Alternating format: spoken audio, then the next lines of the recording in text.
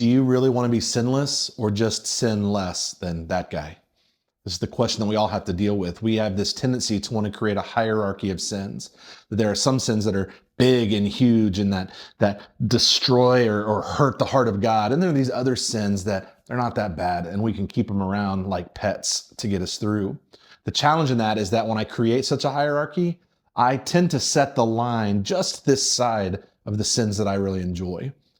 But Jesus says that those sins will eventually begin to erode away at your heart, that a fractured mind happens. Denial fractures your mind long before it affects the behavior in the heart. And when I leave room for the enemy's tricks, for those sins that I so desperately want to hang on to and love, then I'm setting myself up for a hardened heart and for a life that is lacking the joy that I was created for. See, Jesus is calling us in the fullness. And in 1 John chapter 6, he asks, verse 1, chapter 6, he says, if anyone claims to be without sin, he's deceiving himself. And in this verse, he's not saying if anybody says that he is perfect. John knows that none of us would make that claim. None of us would equate ourselves to being as perfect as Jesus was. What he's saying is anybody who tells themselves that this sin is not a sin, you're deceiving yourself and setting yourself up for destruction. See, there is no way around it. Paul would tell us that the wages of sin is death.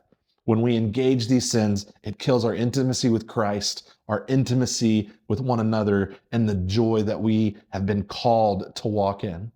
And so let me ask you as we continue our study this week, where are you setting yourself up for destruction by pretending your sin is small enough to ignore? Are you willing to name it and bring it into the light? Are you willing to stop pretending that just because your sin looks less offensive than your neighbor's, that it's somehow less destructive to your soul? Jesus wants you to be free. He wants you to walk in complete healing and restoration, to experience joy. But more than that, he wants you to be his provision of joy and of hope to the world around you. And that can only happen when surrender is complete. Thanks for spending a few minutes with me before the noise today. I pray that today, as you walk throughout your world, that you will be open to the idea that Satan is trying to keep you from the purpose you've been created for. And confession and repentance is the only way to step into the life that God has for you.